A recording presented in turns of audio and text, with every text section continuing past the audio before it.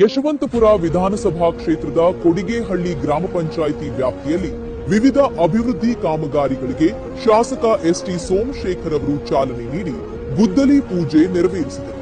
ಈ ಸಂದರ್ಭದಲ್ಲಿ ಕನ್ನಲಿ ಗ್ರಾಮದ ಕನ್ನಲಿ ರುದ್ರಭೂಮಿಯಲ್ಲಿ ತಂತಿ ಬೇಲಿ ಕಾಂಪೌಂಡ್ ಅಳವಡಿಸುವ ಕಾಮಗಾರಿಗೆ ಅಧಿಕೃತ ಚಾಲನೆ ನೀಡಲಾಯಿತು. ಅದೇ ರೀತಿ ಹೊಸಳ್ಳಿ ಗ್ರಾಮದಿಂದ ಕನ್ನಲಿ ಕೆರೆಯವರೆಗೆ ಮಳೆ ನೀರು ಸಂಗ್ರಹಿಸುವ ಉದ್ದೇಶದಿಂದ ಕಾಂಕ್ರೀಟ್ ಚರಂಡಿ ನಿರ್ಮಾಣ ಕಾಮಗಾರಿಗೆ ಗುದ್ದಲಿ ಪೂಜೆ ನೆರವೇರಿಸಲಾಯಿತು. ಇದಲ್ಲದೆ ಕನ್ನಲಿ ವೀರಭದ್ರ ಸ್ವಾಮಿ ಬಡಾವಣೆ ಹಾಗೂ ಪಾಪಣ್ಣ ಬಡಾವಣೆಗಳಲ್ಲಿ ಸಿಮೆಂಟ್ ಕಾಂಕ್ರೀಟ್ ರಸ್ತೆ ಮತ್ತು ಕಾಂಕ್ರೀಟ್ ಚರಂಡಿ ನಿರ್ಮಾಣ ಕಾಮಗಾರಿಗೂ ಗುದ್ದಲಿ ಪೂಜೆ ನೆರವೇರಿಸಲಾಯಿತು.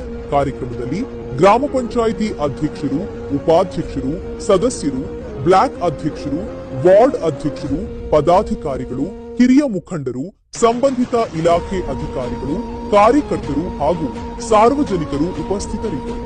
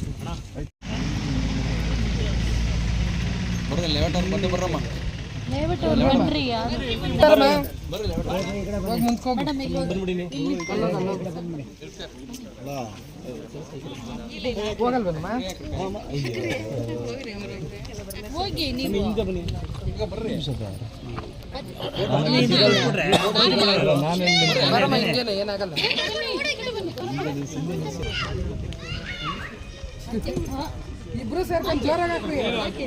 ಭೂಮಿಗೆ ಏಟಾಯ್ತದೆ. ಮೊಬೈಲ್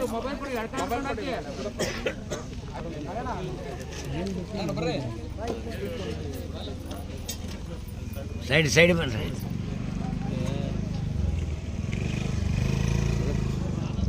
ಆ ಕಡೆ ಸೈಡ